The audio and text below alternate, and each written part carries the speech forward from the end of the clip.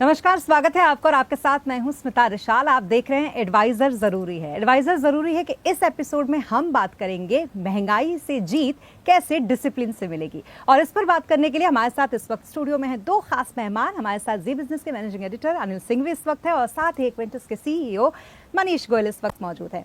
सबसे पहले सर, आपके पास आते हुए एक बात बताइए, मार्केट में अक्सर हम देखते हैं कि 10% लोगों को रिटर्न मिल जाता है तो उनको लगता है कि बस इतना ही काफी है। क्या ये माइंडसेट बदलने की जरूरत है? ना 10% रिटर्न कम नहीं होता, बहुत ज़्यादा होता है अगर आप डे ट्रेडर या पोजिशनल ट्रेडर है तो, राइट। अगर आपको एक दिन में, 2 दिन में, 4 दिन, 7 दिन में कमाना है, महीने भर में भी कमाना है तो 10% बहुत ज़्यादा होता है। लेकिन दिक्कत ये है कि अगर आप इन्वेस्टर हैं और अगर आप 10% रिटर्न से खुश हो जाएंगे तो कैसे काम चलेगा। और वो क्यों?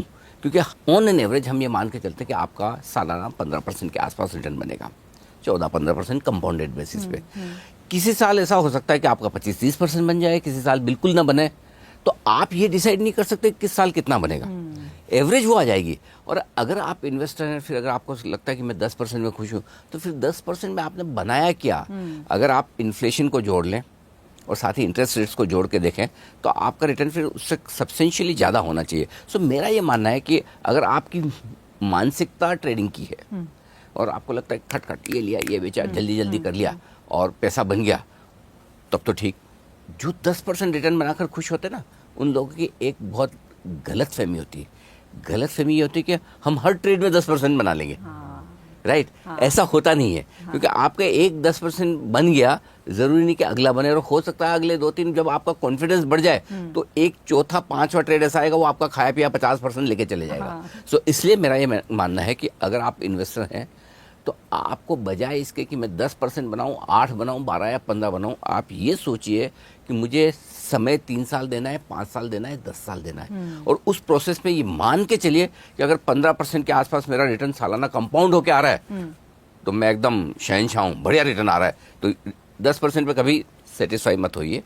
अगर ऐसे 10% पे प्रॉफिट बुक करते चलेंगे तो आपका जो फाइनल रिटर्न निकल कर आएगा, एवरेज रिटर्न निकल कर आएगा, वो 10% भी नहीं आएगा, ये मान के चलिए। तो सर, आपका एक्सपीरियंस इतने सालों में कैसा रहा है? ये माइंडसेट को जो एक ब्लूप्रिंट होता है माइंडसेट का कि इतने % तो बन ही जाएंगे मार्केट में लॉन्ग टर्म में। देखिए, जो लॉन्ग टर्म इन्वेस्टिंग का ब्लूप्रिंट है या उसका माइंडसेट है वो बहुत आसान है समझना, बट थोड़ा मुश्किल है फॉलो करना। राइट। तो लॉन्ग टर्म इन्वेस्टिंग में जो सबसे पहली गलती हम देखते हैं आमतौर पे इन्वेस्टर करते हैं, वो 6 महीने, 1 साल, 2 साल को लॉन्ग टर्म मान लेते हैं। वैसा नहीं करना चाहिए। अगर आपका होराइजन 7, 8, 10 सालों का है या 12 सालों का है तो ही वो लॉन्ग टर्म है। 6 महीने, 1 साल की इन्वेस्टिंग को आप लॉन्ग टर्म नहीं मान सकते। दूसरी जो जरूरी चीज़ आपको फॉलो करनी चाहिए वो है मार्केट कंडीशंस बोल लीजिए, या जो इक्विटी मार्केट्स हैं उनका अपना एक डायनामिज्म है। Equity as an asset class आपको जैसे अनिल जी ने बोला 15% या उससे ज़्यादा का साल दर साल रिटर्न दे सकते हैं, बट वो हर साल ऐसा नहीं होगा। अगर आप 10 साल देखेंगे तो 4-5 साल आपको बहुत अच्छा रिटर्न मिलेगा, 2-3 साल एवरेज रिटर्न मिलेगा, 2-3 साल हो सकता है बिलो एवरेज भी मिले। तो आपको वो बात समझनी पड़ेगी कि मेरी 10 साल की इन्वेस्टिंग जर्नी में हर तरह का पीरियड आएगा। और तीसरी बात, आप अपने शॉर्ट टर्म गोल्स को लॉन्ग टर्म इन्वेस्टिंग के साथ कॉम्प्लिकेट ना करें। अगर आपको कुछ शॉर्ट टर्म में 6 महीने, 1 साल के लिए आपका कोई गोल है, आप उसके लिए इक्विटी इन्वेस्टमेंट ना करें। आप किसी भी एज में इन्वेस्ट करें, किसी भी एज में शुरू करें, जितना जल्दी शुरू करेंगे उतना अच्छा। बट अगर आप फॉर सम रीजन थोड़ा लेट भी अपनी इन्वेस्टिंग जर्नी शुरू कर रहे हैं, उससे कुछ फर्क नहीं पड़ता। वॉरेन बफेट साहब की सब लोग बात करते हैं, उन्होंने अपना 80% वेल्थ जब वो 70 साल के हुए उसके बाद बनाया, 80% ऑफ हिज वेल्थ। तो age is not a problem, but आप लोग अपने शॉर्ट टर्म जो गोल्स हैं उसको लॉन्ग टर्म इन्वेस्टिंग के साथ कॉम्प्लिकेट ना करें। तो एज एन इन्वेस्टर अगर कोई इन्वेस्टर इन 3 बातों को फॉलो कर ले तो वो लॉन्ग टर्म इन्वेस्टिंग का माइंडसेट भी हो गया और एक अच्छी सक्सेसफुल लॉन्ग टर्म इन्वेस्टिंग की जर्नी जरूर शुरू हो सकती है। जी, लेकिन अब सर इसमें सेक्टर की भी तो बात होगी ना। तो अगर लॉन्ग टर्म में देखें तो कौन कौन से वो सेक्टर थे जिसने बड़ा अच्छा आउट परफॉर्म किया हर एक मार्केट क्रैश को देखते हुए? देखिए, ये 2 तरीके से आपको देखना होता है। इन्वेस्टिंग के 2 सबसे ज़्यादा पॉपुलर तरीके हैं, एक वैल्यू इन्वेस्टिंग और एक ग्रोथ इन्वेस्टिंग। अब आपकी कमाई इस बात पर डिपेंड करती है कि किस समय किस सेक्टर में आप निवेश कर रहे हैं। ठीक है, जब तेजी का मार्केट है तब आपको ग्रोथ स्टॉक्स में बढ़िया पैसा बनता है, क्योंकि उस वक्त है ना पैसा बहुत है बाजार में, मूड सबका अच्छा है, पॉजिटिव है, ये लेना है, वो लेना है, ऐसा खरीदना। और कौन सी कंपनियां फैशनेबल है, लाइमलाइट में है, हाई ग्रोथ में। फॉर एग्जांपल एक समय आया हमारा जब IT कंपनियां लाइमलाइट में हुई, उससे पहले एक समय था जब एनबीएफसी फाइनेंस कंपनियां लाइमलाइट में हुई, उससे पहले स्टील सीमेंट कंपनियां होती थी, ऑल इकोनॉमिक स्टॉक्स टाइप। तो हर चीज़ का एक समय आता है। जैसे कि आजकल कौन सी है, आजकल आपकी डिजिटल प्लेटफॉर्म वाली कंपनियां हैं, कोई जोमेटो, स्विगी काइंड ऑफ, और ये सारे ई कॉमर्स कंपनियां हैं। सो हर एक सेक्टर का एक सनराइज सेक्टर होता है, उसका समय आता है। और अगर आप मजबूती वाले, तेजी वाले मार्केट में इन्वेस्ट कर रहे हैं तो आपके लिए ये बहुत ज़रूरी है कि आप ग्रोथ स्टॉक्स में इन्वेस्ट करें। वो आपको बढ़िया रिटर्न कमा के देंगे और जल्दी जल्दी कमा के देंगे। इसमें रिस्क एक ही है, चढ़ना भी चलती गाड़ी में और उतरना भी चलती गाड़ी में। आप बस रुकने का इंतज़ार करेंगे तो पता चला सब उतर गए, आप पीछे रह गए, लास्ट में आप ही बैठे रह गए। सो ये थोड़ा सा आपको मोमेंटम के साथ में ग्रोथ स्टॉक, और ग्रोथ स्टॉक्स में भी एक चीज़ बहुत ज़रूरी है, किसी भी भाव पे, अनाप शनाप भाव पे, महंगे वैल्यूएशन पे अगर आपने कोई ग्रोथ स्टॉक खरीदा तो बड़ी मुश्किल हो जाएगी। या तो आप पैसा तोड़ेंगे या फिर पैसा बनने में आपको बहुत लंबा समय लगेगा। दूसरा तरीका इन्वेस्टमेंट का जो है वो आमतौर खराब बाजार में बहुत काम आता है। उस समय बाजार में मूड सबका खराब है, किसी को कुछ लेना नहीं है, और कहते हैं ना कि वो रुपए का माल जब चवन्नी में मिले तब लेने का मन होना चाहिए, बशर्ते कि उस समय जेब में आपके पास 25 पैसे होने भी चाहिए और हो तो पैसा लगाने की हिम्मत भी होनी चाहिए, राइट। लेकिन ऐसा मौका बाजार वंस इन लाइफ टाइम देता है। 2-5 साल में, दो साल तो कम बोल गया, 5 साल 7 साल में एक बार ऐसा मौका आता है जब आपको ऐसे औने पौने दामों में शेयर मिलते हैं, ऐसे पानी के भाव शेयर मिलते हैं कि आपको लगता है कि मुझे कुछ शेयर नहीं, कुछ 1000 शेयर खरीदने चाहिए, ऐसा आपका मन हो जाए। तो उस समय आप वैल्यू देखिए कि अगर किसी कंपनी की इंट्रिंसिक वैल्यू क्या है, बुक वैल्यू क्या है, और पता चला फॉर एग्जांपल एक बैंक है, बैंक आपको बुक वैल्यू पे आप ट्रेड करते हैं, अगर वो बुक वैल्यू से आधे पे ट्रेड कर रहा है, 0.25 पर ट्रेड कर रहा है, अरे मुंह में पानी आना चाहिए देख के। सो आपको किस तरह से पैसा लगाना है, वैल्यूएशंस कैसे देखनी है, इस बात पे डिपेंड करेगा कि आप किस तरह के मार्केट में। फॉर एग्जांपल अभी हमारा मार्केट मजबूत वाला मार्केट है, तो ग्रोथ स्टॉक्स आपको ज़्यादा पैसा बना के देंगे, क्योंकि इस वक्त वैल्यू पर फोकस नहीं है। लेकिन जब खराब बाजार होगा तब अच्छे अच्छे शेयर जो अपने सही भाव से बहुत नीचे मिलते हैं, तब वहाँ पैसा लगाना चाहिए। बिल्कुल, बहुत अच्छा आपने एक इस पर वो दिया हमें एडवाइस। लेकिन इन्फ्लेशन को भी हम नहीं भूल सकते हैं, क्योंकि इन्फ्लेशन एडजस्ट करके हमें कितना रिटर्न मिलता है ये तो बहुत ज़रूरी होता है देखना। तो इसके लिए कोई स्ट्रैटेजी ऐसी कि आपको लॉन्ग टर्म इन्वेस्टमेंट में इसका ध्यान रखना हो? देखिए, मेरा इसमें जो व्यू है स्मिता जी, वो ये है कि इन्फ्लेशन हमारी कंट्री के लिए बहुत अच्छी चीज़ है, क्योंकि हमें ग्रोथ इकोनॉमी है। हमारा जो जीडीपी का एवरेज है 10 सालों का, 15 सालों का आप देख लें, वो 10.5-11% है, या 11.5% भी है, अलग अलग सालों का अगर आप देखेंगे। इन्फ्लेशन का जो 10 साल का एवरेज है वो 4.5-5% है। तो अगर कोई इकोनॉमी, किसी कंट्री की जीडीपी 10.5-11% साल दर साल ग्रो कर रही है, तो वो 1% इन्फ्लेशन पे तो नहीं हो सकता, या 2% इन्फ्लेशन पे तो नहीं हो सकता। वो संभव नहीं है कि आपकी कंट्री का इन्फ्लेशन 1% हो और जीडीपी की ग्रोथ 10.5-11%, तो वैसा नहीं हो सकता। इन्फ्लेशन से डरने की जरूरत है अगर आपकी इनकम या आपकी इन्वेस्टमेंट आपको 4-5% का रिटर्न दे रही है, तो आपको इन्फ्लेशन बुरा लग सकता है। बट अगर आपकी जीडीपी 10.5-11% पे ग्रो कर रही है, या आपकी मार्केट्स, इक्विटी मार्केट्स 12-13% की कंपाउंडिंग कर रही हैं, एक एक्टिव पोर्टफोलियो आपको 17-18%, 20% साल का रिटर्न दे सकता है, तो इन्फ्लेशन तो बहुत अच्छी चीज है। वो सप्लाई साइड बोटलनेक वाला इन्फ्लेशन नहीं होना चाहिए, जो हमारी कंट्री में लकीली है भी नहीं। कभी कभी वो डिमांड जो एक्सपोर्ट वाले प्रोडक्ट्स की होती है, उसकी वजह से जरूर थोड़ा कभी फर्क पड़ जाता है कि जो एक्सपोर्ट डिपेंडेंट सेक्टर्स हैं, बोल लीजिए, उस तरीके का कुछ अगर कहीं कोई स्ट्रेस आए तो इन्फ्लेशन उस तरीके का कभी कभी बढ़ जाता है। बट जनरली स्पीकिंग हमारी कंट्री का जो इन्फ्लेशन है वो डिमांड ड्रिवन है, वो सप्लाई साइड बोटलनेक वाला नहीं है। तो आपको 4-5-6% के इन्फ्लेशन से डरने की बिल्कुल जरूरत नहीं है, राइट। हमारी कंट्री 10.5-11% पे, इक्विटी मार्केट्स 12-13% पे, पोर्टफोलियो 18-20% पे ग्रो कर रहे हैं, उसका फायदा उठाइए। आप 2-3-4%, 5% के इन्फ्लेशन से मत डरिए। आप लॉन्ग टर्म इन्वेस्टिंग जो 18-20% दे सकती है, उसका फायदा उठाइए। ओके लेकिन सर कई बार देखते हैं कि जैसे ही मार्केट ऐसा लगता है लोगों को कि क्रैश कर रहा है, लोग तुरंत पैनिक सेलिंग करने लगते हैं। अब इतने मार्केट्स आपने देखे हैं, एक कोई खास इन्वेस्टमेंट का बिहेवियर जो आपने देखा हो इस दौरान पैनिक सेलिंग के टाइम? देखिए स्मिता, ऐसा है कि जब भी मार्केट गिरने लगता है, गिरता है, जोर से गिरता है, अचानक गिरता है, तब आमतौर पर इन्वेस्टर्स का कॉन्फिडेंस हिल जाता है, बेच कर निकलते हैं। न ये पहली बार हुआ है, न आखिरी बार हुआ है।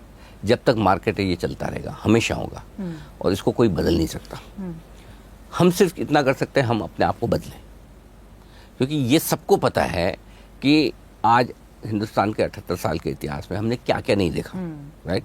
हमने एक समय ऐसा आया, गोल्ड हमारे रिजर्व रखने की नौबत आ गई, या गिरवी रखने की नौबत आ गई। हमने न्यूक्लियर ब्लास्ट किया तो सैंक्शंस आ गए, एक एक वोट से सरकार गिर गई। लेफ्ट की सरकार आई जो कहते थे कि हम स्टॉक मार्केट पे ही ताला लगा देंगे, हाँ। करेक्ट। इतने सालों तक कोalition गवर्नमेंट्स रही, संसद पे अटैक हुआ, मतलब दुनिया भर के क्या क्या युद्ध हमने भी कर लिया और हमने भी देख लिया, राइट। उसके बावजूद आपका 80-85 हजार सेंसेक्स है, एग्जैक्टली, राइट। ये सब होने के बाद है, राइट। सो इसका मतलब क्लियर कट है कि हर बार गिरावट के लिए कोई नया कारण आएगा। आप सोचे पिछली बार उस वजह से गिरे थे, पिछली बार कोविड से गिरे थे, इस बार कोविड नहीं आएगा, कोई और होगा। उससे पहले कोई लेमन ब्रदर्स आ गया अमेरिका से, कहां से कौन सा निकल के आएगा आपको मुझे नहीं पता, लेकिन एक चीज पता है, और वो ये है कि जितनी बार मार्केट क्रैश हुए 30%, 40%, 50 या 60%, लेकिन उसके बाद वापस कूद कूद कर नया हाई बनाते हुए दिखे। सो ऐसे में हमें क्या करना है? पहली चीज, पैनिक में बेचना नहीं। दूसरा काम ये करिए, अगर मौका है, हिम्मत है, पैसे हैं, तो नया निवेश करिए। नहीं है, पैसे हैं फिर भी हिम्मत नहीं, कोई बात नहीं, एक बार में नहीं समझ में आएगा, लेकिन कम से कम आप बेचिए मत। और फिर भी आपको बहुत डर लगे, और ये तो रोज निफ्टी 500 पॉइंट गिरा। जैसे मैं आपको बताऊं, कोविड के वक्त ये हो रहा था, 10,000 से 9,500, 9,500 से 9,000, 9,000 से 8,500, रोज 500 पॉइंट। अब लोगों को लगता है अरे बाप रे, कल आज नहीं बेचा तो कल फिर 500 नीचे। हम ऐसे समय में एक ही सवाल पूछते हैं लोगों से, इसका मतलब तो एक, अगर 8,000 की निफ्टी है, रोज 500 पॉइंट घट रहा है, तो 40 दिन में तो आपका बाजार बंद हो जाएगा, ताला लग जाएगा, जीरो। टेक्निकली तो अगर आपको ये लगता है कि 40 दिन में बाजार जीरो हो जाएगा, तो फिर आप सब बेच दीजिए, तुरंत बेच दीजिए, जीरो कर लीजिए। लेकिन आप और हम है नहीं है, बाजार तो है, सदियों से है। सो इसका मतलब क्लियर है कि जब भी आपको पैनिक लगे, तब अपने आप को ये सवाल पूछिए कि क्या कितना गिर जाएंगे भाई, क्या खत्म हो जाएगा, बंद हो जाएगा, वापस कभी लाइफ में नहीं आएगा। ये कोई इंसान की मौत थोड़ी है, जो एक बार ऊपर चला गया वापस नीचे नहीं आ सकता। ये इंडेक्स है, सेंसेक्स है, निफ्टी है, गिर जाए जितना गिर जाए वापस ऊपर आता। हाँ, रिस्क एक ही है कि हो सकता है आपके स्टॉक्स, उनके दाम वापस ना आए, क्योंकि हमेशा जनरली होता है कि जब फॉल होता है, जब क्रैश आता है, आपके पास कुछ ऐसे खराब स्टॉक होंगे जिनके कभी री रेटिंग वापस नहीं होती, और हर बार तेजी में नए लीडर्स आते हैं, तो वो आपको रिस्क हमेशा रहेगी। लेकिन अगर आपने एक म्यूचुअल फंड पोर्टफोलियो बनाया है, अगर आपने ETF या किसी इस तरह के फंड में पैसा लगाया, आपके पास एक अच्छा एडवाइजर है, तो निश्चित तौर से आपका लॉस भी रिकवर होगा और पैसा भी बनेगा।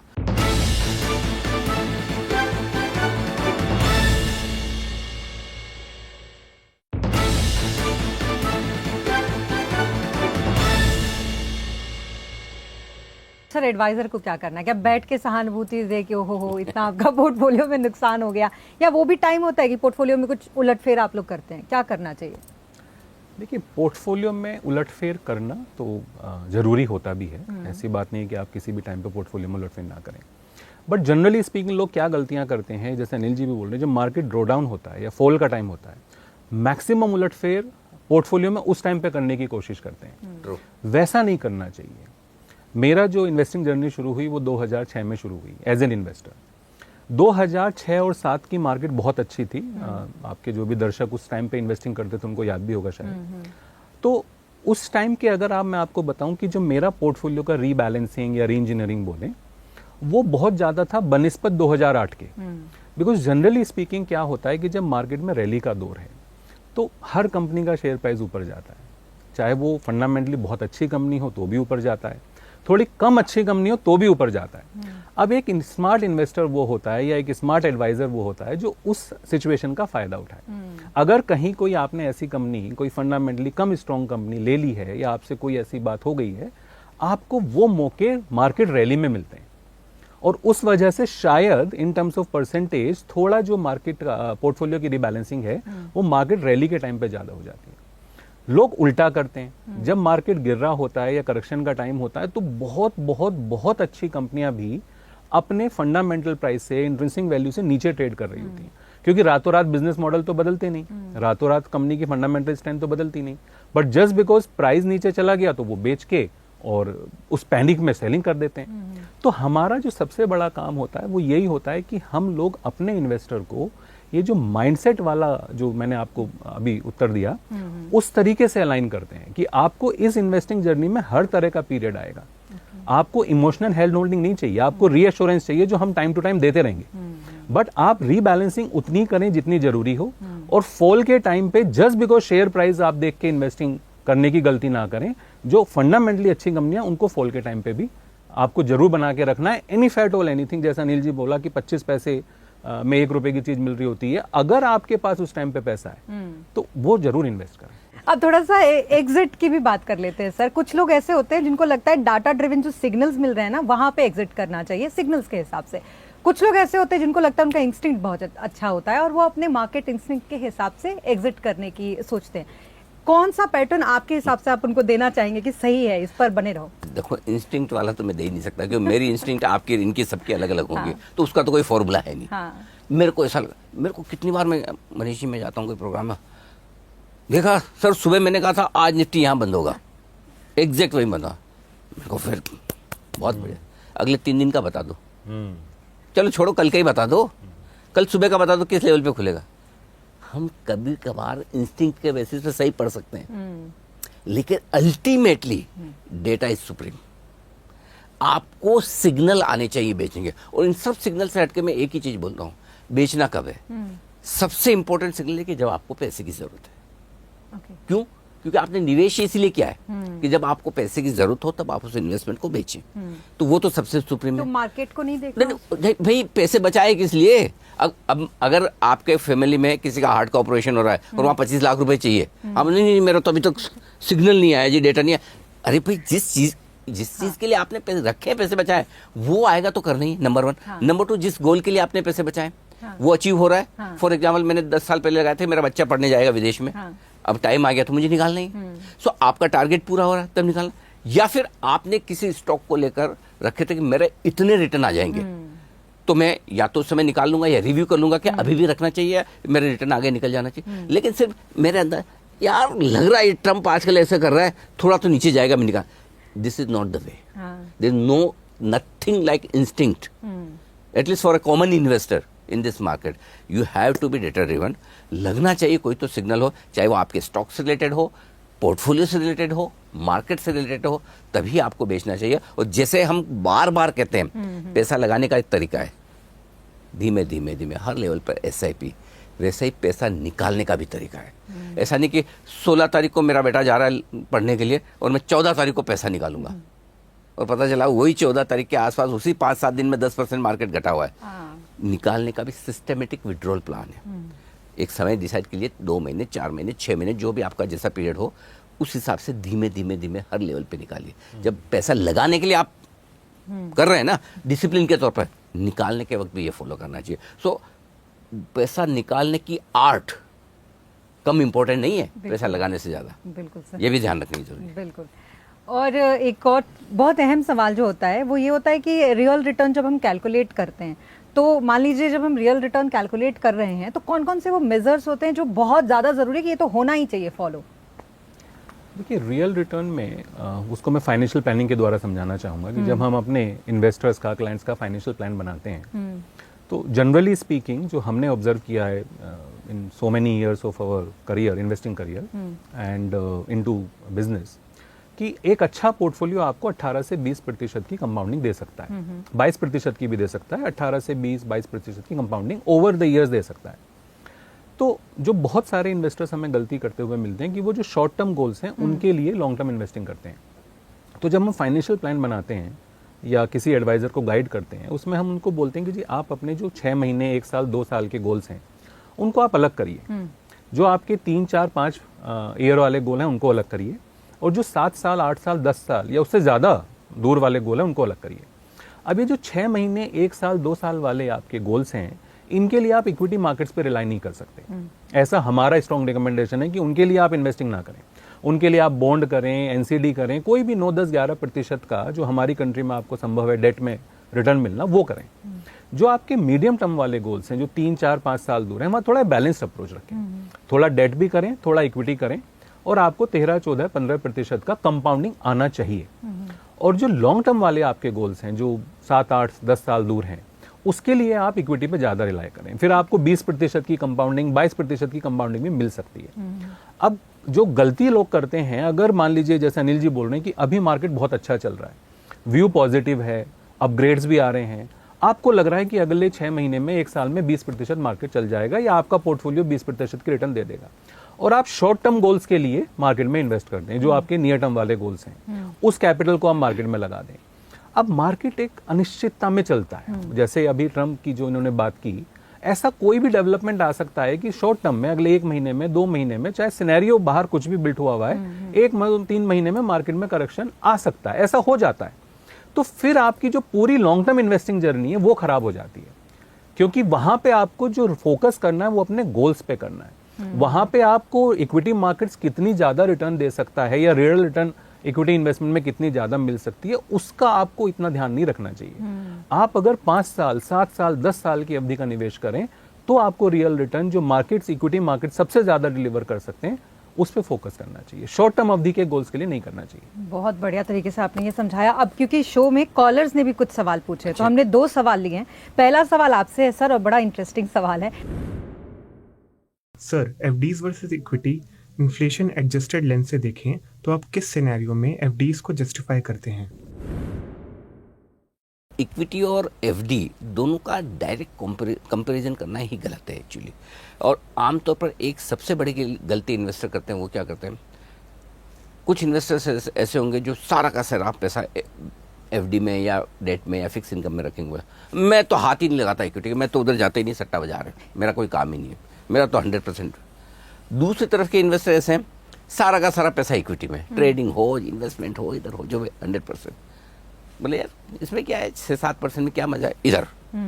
दोनों ही तरह के इन्वेस्टर गलत है, दोनों ही गलत है, क्योंकि एक एसेट एलोकेशन नाम की भी चीज होती है। आपका सारा पैसा एक एसेट में कभी नहीं हो सकता, कभी नहीं होना चाहिए। जब आप फिक्स इनकम में पैसा लगा रहे हैं तब आपको रिस्क पे ज्यादा फोकस करना है, जब आप इक्विटी में पैसा लगा रहे हैं तो रिटर्न पर ज्यादा फोकस करना है। करेक्ट। सो मेरा ये मानना है कि रिस्क एडजस्टेड रिटर्न जैसी चीज जो है वो सिंपल ये है, एफडी की जितनी कमाई है प्लस महंगाई, इन दोनों को जोड़ लो, उससे ज्यादा आपका इक्विटी में टैक्स काटने के बाद रिटर्न आना चाहिए। एक सवाल आपके लिए है सर, अगर एक इन्वेस्टर का होराइजन 15 साल का है तो इन्फ्लेशन एडजस्टमेंट के बाद आप किस रिटर्न बैंड को रियलिस्टिक मानते हैं? सबसे पहली बात तो यही है कि 15 साल के लिए इन्वेस्टिंग करने से ही आपने 90% जो वॉर है वो विन कर ली। सही बात। अगर आप 15 साल के लिए इन्वेस्ट कर सकें तो जो भी ये कॉलर हैं उनको सबसे पहली सलाह मैं ये देना चाहूँगा कि आप अपने इन्वेस्टिंग की जो अवधि आपने निर्धारित की है 15 साल, उसको कम ना करें, क्योंकि वो आप उतनी रख लेंगे तो आपने 90% वॉर तो आपने विन कर ली। अब जो हमारे देश का इन्फ्लेशन का एवरेज है वो 4-4.5% है, अलग अलग सालों का अलग अलग होगा, बट जो एवरेज 10 सालों का आप देखेंगे तो वो 4.8, 4.7 ऐसा कुछ आएगा। जो इंडेक्स का एवरेज है वो 11-12% है। एक एक्टिव पोर्टफोलियो आपको 6-7% इंडेक्स के ऊपर अल्फा दे सकता है, जो हमने अपने इतने सालों के अनुभव में देखा है। 18-20% का आपको रिटर्न साल दर साल आपका जो पोर्टफोलियो उसकी कंपाउंडिंग संभव है। तो 18 से 20% अगर आप सच में 10 साल की इन्वेस्टिंग कर सकें वो बहुत जरूरी है, या 15 साल की इन्वेस्टिंग कर सकें, और उसमें अगर बीच में कोई एक फ्लैट ईयर या नेगेटिव रिटर्न आएगा तो उससे डरें भी ना। ये दोनों बातें बहुत जरूरी हैं। तो आपको 18 से 20% की या 22% की भी कंपाउंडिंग मिलना संभव है ओवर 10 ईयर्स और 15 ईयर्स। 5% का आप उसमें इन्फ्लेशन माइनस कर लें तो आपको 13-14-15% अबव इन्फ्लेशन लॉन्ग टर्म में इक्विटी मार्केट से रिटर्न मिल सकता है। तो यही हमारा आज का टॉपिक भी था, और इस पर बहुत अच्छी बातचीत आप दोनों के साथ हमारी हुई। बहुत शुक्रिया हमसे जुड़ने के लिए और इतनी अच्छी बातचीत करने के लिए। Thank you so much sir, thank you so much sir. इसी के साथ हमारे एडवाइजर जरूरी है कि इस एपिसोड में आज के लिए बस इतना ही। आप बने रहें जी बिजनेस के साथ। नमस्कार।